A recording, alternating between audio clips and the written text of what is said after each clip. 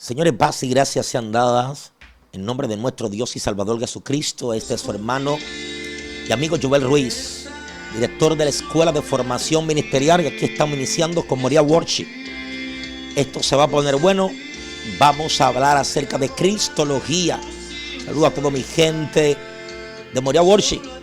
Escuchen esto y en breve entramos en contenido. Escuchen cómo viene ese instrumental.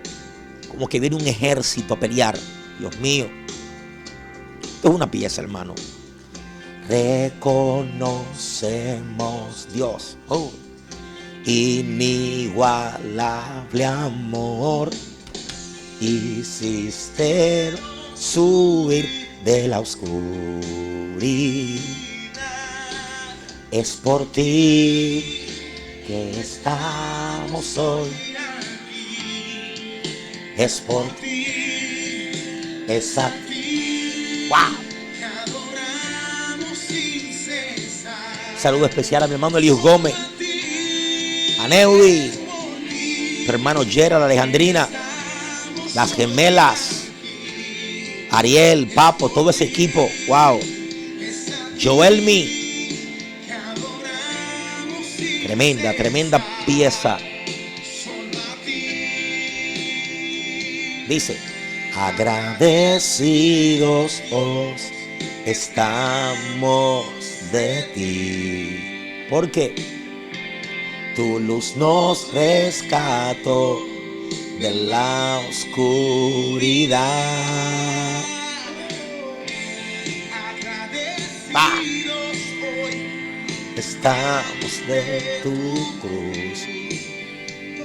Agradecido de tu cruz. Esto es por ti, de la agrupación Moriah Worship. Señores, me siento complacido por poder estar aquí con ustedes la mañana de hoy. Este es el podcast de Joel Ruiz y sus amigos, un espacio producido por la Escuela de Formación Ministerial Puente de Conocimiento, acercando a nuestras comunidades evangélicas al mundo académico. Y no olviden nuestro lema: vosotros no lo sabemos todo, vivimos en un continuo aprender. Yo soy estudiante. Ayer, justamente viernes, estaba sentado escuchando a mis maestros en mi clase de Historia de los Concilios Ecuménicos. Soy estudiante y eso que voy aprendiendo, pues lo voy dando a nuestras comunidades. Así que yo creo que esto es de humilde y ser sencillo, tener la capacidad de reconocer cuando a lo mejor hemos articulado algo que no es lo correcto, poder retratarnos y poder decirle a la otra gente que nos sigue: hey, yo enseñé esto en el 2000. Obviamente no tenía la formación que hoy tengo y es probable que no fui tan preciso en este tema, y entonces poder retratarte para que los que te siguen digan: óyeme, eso es de humilde, ¿eh? Y no solamente eso, es cuidar también la ortodoxia, porque yo creo que esto está muy interesante. El tema que voy a compartir la mañana de hoy es acerca de la cristología. Sí, cristología. ¿Qué es eso? El estudio, el razonamiento de la persona de Cristo, ¿no? El Hijo, el Verbo encarnado. Y esto es un tema brillante, me parece muy oportuno.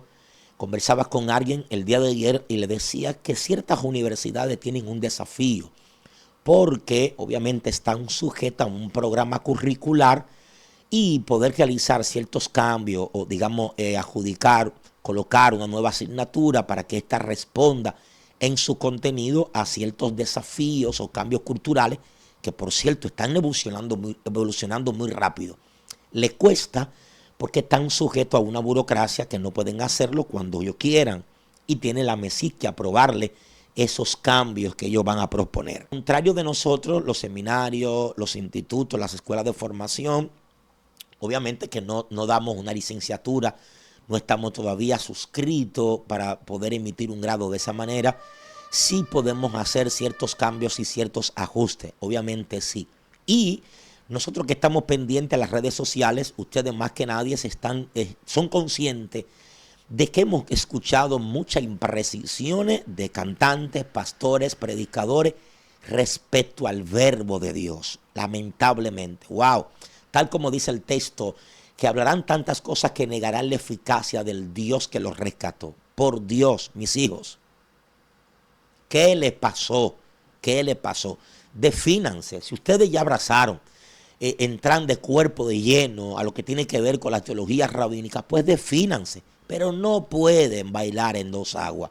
imposible y racional. No podrán bailar en dos aguas.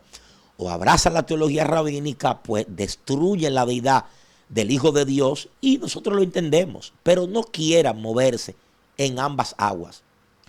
Bueno, me ha llegado un video en donde se me dice: Joel, revisa esto, escucha cómo esta gente está hablando que Jesús no es Dios, quieren subordinar al Hijo al Padre, que no son lo mismo, etcétera, etcétera. Esto es interesante, señores. Yo creo que sí, en las redes sociales hay mucha imprecisión. Lo que más me llama la atención es cómo ellos se sientan en una plataforma, quienes los entrevistan se sienten como que están frente a un académico, a un intelectual que tiene altos niveles de formación teológica. Y bueno, todo es una parafernalia, Interesante, porque hay un texto que dice que negarán la eficacia del Dios que les rescató. Qué interesante esto, ver cómo esta gente, ciertos sectores de nuestras comunidades, ya unos que antes eran cristianos, ya no son cristianos, quieren beber las dos aguas, son como el camaleón, tienen como un sincretismo, quieren traer de la cultura hebrea y entonces quieren traerlo al pentecostalismo, como el pentecostalismo penosamente es mi comunidad, pero mucha de nuestra gente todavía no tiene una identidad propia como denominación, no conoce sus fuertes, no ha echado raíces, y entonces fácilmente se deja arrastrar de este tipo de gente. Voy a repetirlo de nuevo. Obviamente este es un micrófono, no estoy en un estudio profesional y pasó un motor. Sí, mi comunidad pentecostal, muchos sectores de nuestra comunidad pentecostal carece de identidad. Cuando escuchan a esta gente que le hablan 2 o 3 palabras en hebreo, Berechit, Barak, Elohim, Hachamajik, Behahare, se sorprenden, creen como que están frente a un académico. No han estudiado lo que es la diferenciación de la teología rabínica versus la teología protestante. Señores, hay que prestar atención a esto. Vamos a ver, hay un personaje que aborda muy bien la cuestión judía. Esto es Cristología 0.1. Estudio, tratado, razonamiento acerca de la persona de Cristo, el Hijo de Dios, el Verbo encarnado. La dificultad de poder explicar el misterio de los misterios, ¿sí? No se sorprende el apóstol Pablo cuando le cuentan, mira que Pedro caminó sobre las aguas, mira que Pedro esto. No, tranquilo, escuchen esto. Eso no es tan importante. Eso es una manifestación del poder del Espíritu de Dios. Atención aquí. Lo sorprendente es esto. Y lo escribe el apóstol. Indiscutiblemente grande es el misterio de la piedad. Dios fue manifestado en carne. Si usted no asume esto, si usted no cree esto, recojan la ropa que se acabó todo. Recojan que se acabó todo. No podemos continuar si usted no entiende esto. Y esto es importante. Yo creo que hace mucho nosotros desarrollamos un seminario de alto nivel donde estuvimos con nosotros el gran teólogo Néstor Díaz, de hecho dominicano. Néstor Díaz es dominicano. Creo que está radicado en los Estados Unidos. Sin embargo, Néstor es dominicano. Señores, es importante entender esto. De muchos académicos que abordan la cuestión judía, hay uno en especial que a mí me llama mucho la atención, y es el doctor Jesús Peláez del Rosar. Porque hay que entender la idiosincrasia. Porque un pueblo que tiene ante sus ojos al Salvador del mundo, su Mesías, no puede reconocerlo? Hay que entenderlo desde una perspectiva psicológica, y el doctor Jesús Peláez del Rosar nos ayuda un poco a entender esto. Hay 3 elementos constitutivos que intervienen en la cuestión de la idiosincrasia judía. El primero es el Shema. Shema Israel, Jehová vuestro Dios, uno es. Atención aquí. Que de hecho, este autor que estoy leyendo, Donald Friedman y Ryan Rivers, en su obra The Story of Creed and Confession, la historia de los credos y de las confesiones, apunta a que también de la misma forma Israel transita con un credo, y este credo se le puede llamar el Shema Israel, Jehová vuestro Dios, uno es. De manera que esto se va a convertir en el primer elemento constitutivo que interviene en la cuestión o que forma parte de la idiosincrasia judía. El segundo es la tierra prometida. Sí, esta es la tierra que Jehová vuestro Dios juró que daría a vuestros padres. Atención aquí. De manera que la construcción del pueblo, obviamente no puede haber un pueblo si no hay una tierra.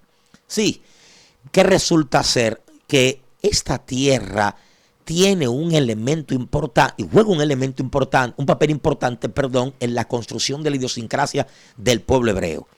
Y tercero, el templo. Sí, el templo. Todas esas descripciones que Dios le iba dando a Moisés para que construyera el tabernáculo. Sí, luego la construcción del templo de Salomón, que estaba ya en la idea del rey David, pero que no le fue permitido hacerlo.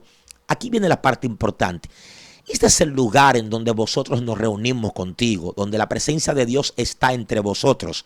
Ahí está el arca del pacto, y dentro del arca del pacto están las tablas con los 10 mandamientos y esa porción de maná como evidencia de nuestra peregrinación en el desierto y cómo Dios nos proveyó. Atención aquí, que esto es importante. No va a ser tan fácil para una nación que viene imbuida por una concepción, idiosincrasia de que Yahvé es uno. Sí, Yahvé es uno. Llámelo como usted quiera llamarlo. Yahvé, Elohim, Adonai, wherever. Es uno. Ver ahora a su deidad encarnada, concesión, que para ellos les es difícil, pero no es que están ajenos a esa realidad. Ya Israel está cautivo 400 años en Egipto. Y la creencia egipcia es que sus divinidades se encarnan en la persona del faraón. Sí, faraón es hijo del Ruá, el dios Sor.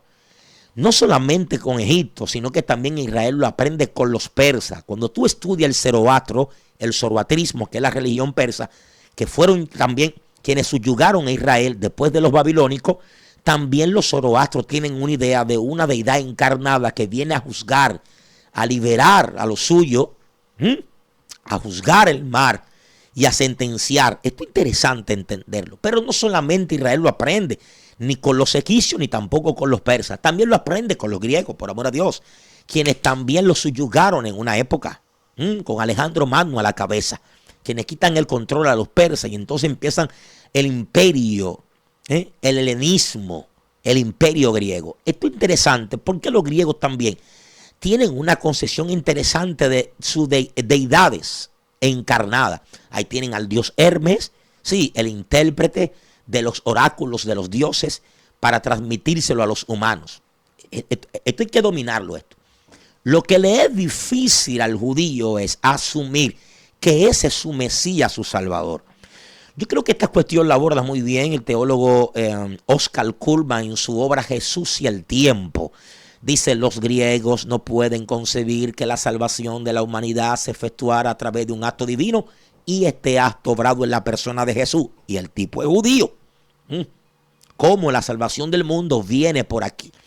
Esto hay que entenderlo porque cuando tú estudias la construcción de la defensa del judaísmo para descartar la mesianeidad en Jesús, es que su Mesías tiene que, número uno, era un dirigente político. Número dos, tiene que libertar al pueblo de la opresión de la que está siendo sucumbida. Atención aquí. Y tiene que ser tercero del linaje de David. Esto es impresionante entenderlo. Como si se tratara que la historia gira en torno al pueblo de Israel. Ojo con esto aquí. Ya Moisés lo había escrito. El problema, el conflicto resulta ser así. Y esto es lo que desarrolla nuestra teología sistemática protestante. Creación, estado bueno, hay una rebelión. Satanás incita a la mujer a pecar contra Dios. La mujer da de comer a su marido. El hombre peca, el pecado entra en el mundo. Esto se conoce como la imputación adámica. Sí, yo no estaba en el bendito jardín del Edén cuando Adán pecó, pero yo tampoco estaba en el bendito Gólgota cuando Cristo estaba expiando los pecados por mí. ¿Se da cuenta?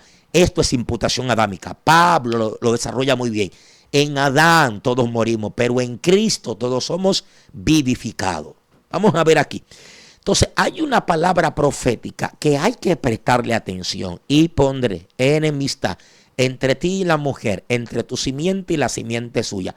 Tú le vas a herir en el carcañar, pero él te va a herir en la cabeza. Ojo con esto aquí. El propósito de Dios de formar un pueblo es para traer a Cristo. Ojo, dar a conocer su nombre y que su pueblo le sirva como si fuera evangelista de las naciones, cosa que no pudieron cumplir. Ojo, cosa que no pudieron cumplir. A esto yo le llamo la circularidad de praxis de vida del pueblo hebreo. Yo le llamo así, ¿no? Esto es yo en mi formación, mis construcciones teológicas. La circularidad de la praxis del pueblo hebreo. ¿Qué es esto? Que es siempre lo mismo. A ver, ¿estamos bien? Sí. Luego pecan contra Dios. Bueno, pues viene el castigo, la consecuencia. Gimen, claman en medio de su dolor, son libertados. Y entonces, ¿qué resulta? Resulta que viene la paz de nuevo. Pero vuelve otra vez el mismo círculo vicioso. Otra vez pecan contra Dios. Hay que rescatar el texto que dice, vosotros no eran el pueblo más bueno. No, ustedes eran el pueblo más insignificante de todos los pueblos.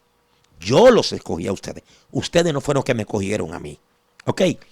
De manera que todo el Antiguo Testamento era sombra de lo que había de venir. ¿Ok? Tiene que venir el Mesías. Ni ustedes mismos pueden con las 613 reglas que ustedes tienen. No pueden ustedes por amor a Dios. Esto tiene que entenderlo. Y esto me llama la atención porque continúa el pensamiento judío ortodoxo, el fariseísmo, de intentar deconstruir todos los postulados de la teología sistemática. Voy a hablar de cristología, pero quiero hacerle este recorrido primero. Denme estos minutos, por favor, ¿sí? Denme estos minutos que arde mi corazón para hablar de esto.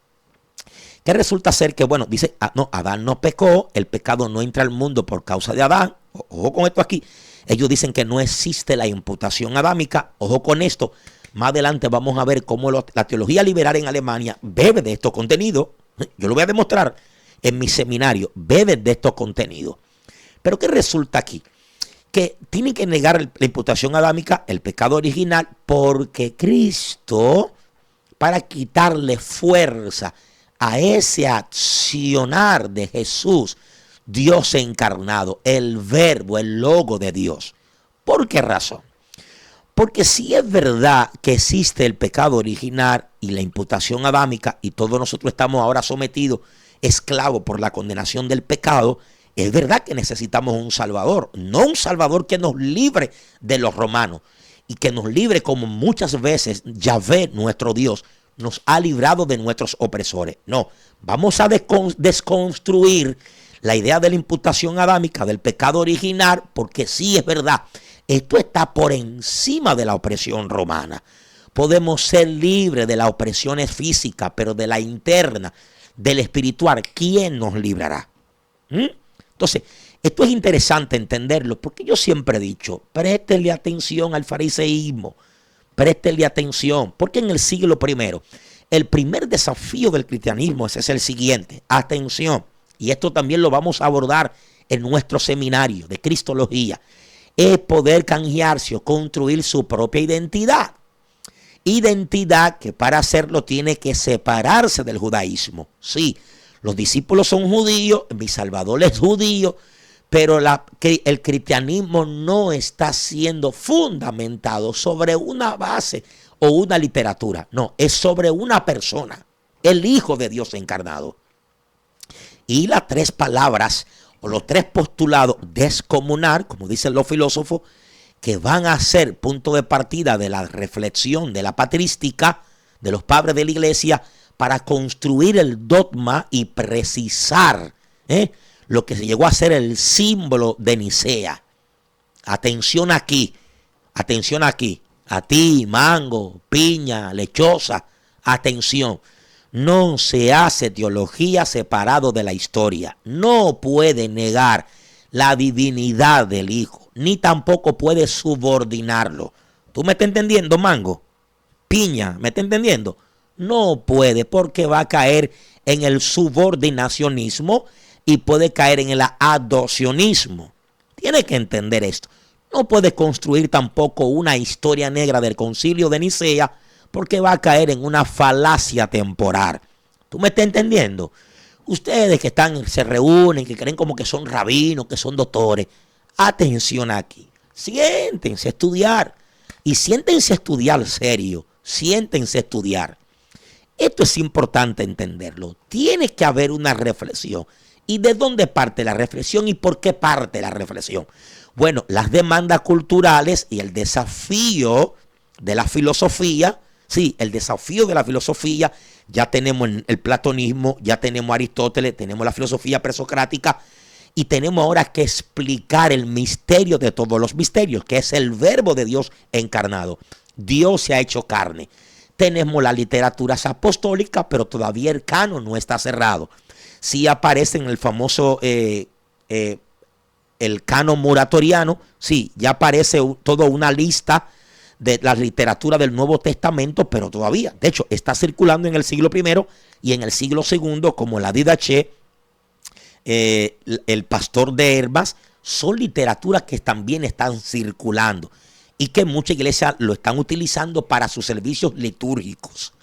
Escúchame, ¿me está escuchando? Pues tienes que sentarte con un cuaderno y con un lápiz.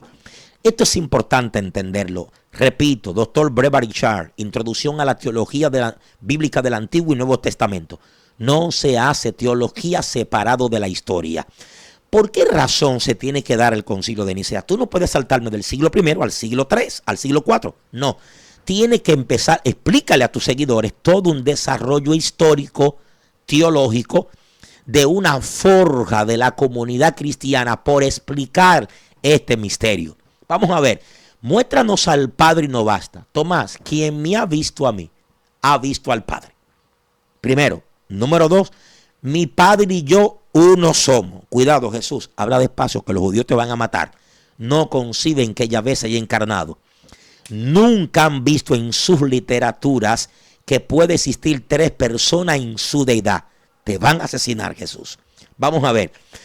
Yo soy antes que Abraham. Abraham deseó ver mi día. Padre, te pido que ellos sean uno, como tú y yo somos uno. Tranquilo, muchachos, yo me iré, pero no dejaré solo. Os enviaré el Consolador, el cual el Padre tomará de mí. Dios mío, Padre eterno. Después de la muerte de los apóstoles, entramos entonces en el siglo II. ¿Sí? Siglo II. Aquí viene la patrística temprana. Atención, chinola, mango, piña, atención aquí. Aquí viene la patrística. Tienen que empezar a reflexionar por la demanda cultural y filosófica para explicar el misterio. Tal como lo dice el doctor Samuel Pérez Milós. La deidad de Cristo no se evidencia en su encarnación, sino en su persistencia. Yo soy antes que Abraham. ¿Ok? Porque siendo verbo encarnado, obviamente, bueno, tú eres un ser humano común y corriente. No, yo soy Dios encarnado. Yo soy Dios encarnado. Una de las personas de la deidad se ha hecho. Dios mío, hay que prestar atención aquí. No puedo caer en el subordinacionismo, no puedo caer en el problema aquí, en el problema de nestoriano, intentar dividir, haciendo uso del término prosopón, persona, dividir la naturaleza. No podemos entrar en el conflicto con la Iglesia Católica respecto al término Teotoco. No podemos caer tampoco en el modalismo y en sus diferentes variantes como el patripacionismo. Sí, no podemos caer en el monarquianismo, ni tampoco en el monofisismo. Cuidado con los eutiquianos, ¿no? Atención aquí, todo esto lo vamos a enseñar en el seminario de alto nivel en Cristología 0.1, desde el siglo I hasta el Concilio de Nicea. Vamos a ver, si yo empiezo a discutir con un católico, el católico me pregunta, ¿es María la Madre de Dios? Tengo que responderle de inmediato, sí, María es la Madre de Dios. Aunque él se vaya riendo, es probable que él no sepa teología. Quizás sí. Mi hijo, el problema Teotoco, el Teotoco no es un problema mariológico, no es un término mariológico. O sea, no se está abordando un tema de mariología, sino que se abordó un tema de cristología. Y hay que explicar la naturaleza. Sí, María cuando cuando fue intervenida por el Espíritu Santo, tenía entre sus 14 y 15 años, vamos a decirlo así, para evitar las pugnas y las corrientes que hay, la discrepancia, 14, 16, 17. Sin embargo, el mundo ya existía antes de que María fuera. ¿Cómo puede ser María madre de Dios, del acto puro del ser de Dios? Diría absurdo. Sí, pero sin embargo en ella se ha formado la persona del verbo. el logo de Dios. Sí, y el logo también es Dios. Por lo tanto, no puedo separar la persona para quitarle ese título que se merece, María, Madre de Dios, porque entonces voy a cometer un grave error de separar las naturalezas. Las naturalezas no se separan. Vamos a ver cómo empieza Orígenes a introducir el famoso término homoiosis, que luego, bueno, entra lo que es la hipostasis. La hipostasis, ¿qué es esto? La perfecta unión entre Dios y lo divino. ¿Tú me vas siguiendo, mijo? Dime si voy muy rápido, me vas siguiendo. Tú no puedes saltar del siglo I al siglo III. No puedes construir una historia como negra del concilio de Nicea, como estos fueron un grupo de obispos que se reunieron, esos charlatanes. Tú te equivocaste, papá. No cometas falacia temporal. Yo no puedo decir, wow, si yo hubiera estado en el siglo I, mira, yo me rindo a los pies de Cristo. Eso no es verdad. Cuando viene a ver el primero que le da un callazo, una pedra a Cristo, soy yo, mi hijo. No se razona así. Eso es falacia temporal. Tienes que entender que obviamente es un desafío explicar el misterio de todos los misterios. Ya hay evidencia trinitaria, aunque el término Trinidad no está de manera explícita en las Escrituras, pero sí está, ¿ok? Sí está. Tú tienes la famosa Didache, tú tienes el pastor de Herma, ya hay una fórmula bautismal, ya hay un credo apostólico, ¿ok? Creemos en Dios Padre Todopoderoso, Creador del cielo y la tierra, creemos en su Hijo Jesús, su único Hijo Jesús, quien padeció bajo Poncio Pilato, vino de la Virgen María, creemos en el Espíritu Santo y culmina con el tema de la iglesia, creemos en la Santa Iglesia Católica. Tienes que entender que ya hay todo un trabajo desarrollado. Esto no nace de la nada. Ojo, esto no nace de la nada. Hay textos que están permitiendo la construcción de estos postulados. Hay textos que lo están construyendo, viejo. Entonces, deben de tener cuidado, mis hijos. Por eso considero que es sumamente oportuno desarrollar este seminario de Cristología para poner herramientas en manos de nuestra gente. Porque ustedes se dejan como impresionar tan fácil. ¿Qué es lo que le pasa a ustedes? Vamos, despierten, mis hijos. De que escuchan dos o tres gente que empiezan a estudiar hebreo. Barak Elohim, Shamaji, Hajare. Ustedes salen corriendo toditos. Dios mío, qué profundo. ¿Profundo de qué? ¿Profundo de qué? Sí, profundo de qué. Profundo es la manifestación del vacío del entendimiento. Esto significa que cuando tú te sorprendes es porque tú desconoces. Tú desconoces. Vamos a ver. Los 4 lunes de mayo, 4, 11, 18 y 25, seminario de alto nivel, Cristología 0.1, para poner herramientas en manos de nuestra gente. Cuidado, Jesús es Dios, ¿ok? Sí, Jesús es Dios. Dios te bendiga y Dios te guarde. Nos vemos en la próxima.